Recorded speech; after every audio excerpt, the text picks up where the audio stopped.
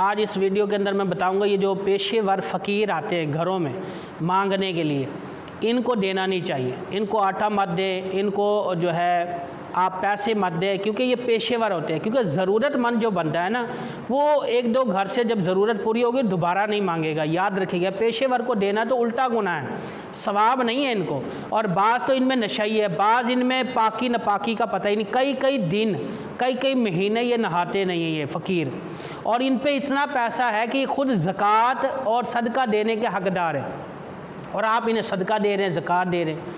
याद रखिएगा, इस तरह नहीं है। ये म्यार ज़िंदगी बनाएं, शरीयत का असूल सीखें।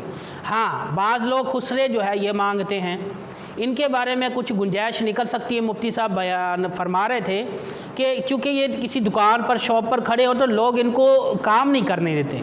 ये ऐसी मखलूक है, मुखन्नस खुसरा जिसे कहते हैं, कि इनको लोग टिकने नहीं देते, इनकी मजाक करते हैं, इनका दिल दुखाते हैं। तो बानिस्बत फ़कीर के अगर ये ज़रूरतमंद हों तो इनको देने की इजाज़त मिल सकती है। वो भी देखना पड़ेगा क्या आया कि उन्हें ज़रूरत है या नहीं, वो भी किसी मुफ्ती आलिम से मशवरा करने के बाद।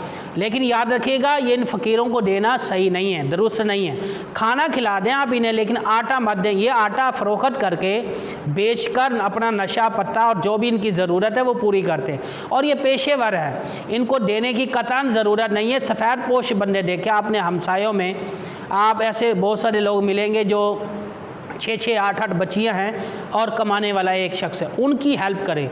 आप अपनी बरादरी में देखें, रिश्तेदारों में, हमसायों में देखें, कोई ऐसा बंदा देखने में मजदूरी भी कर रहा है, खा भी रहा, पी भी रहा है, लेकिन उसका गुजारा नहीं हो रहा, मकरूज़ है। इस तरह के लोगों की मदद करें, इस तरह के लोगों की हेल्प करें।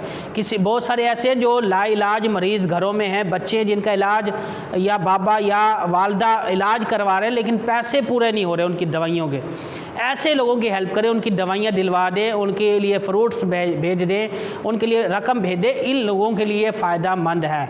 इन फ़कीरों को मत दें, ये याद रखिएगा, वरना आपकी आखिरत बर्बाद हो सकती है, गुनाह मिलेगा।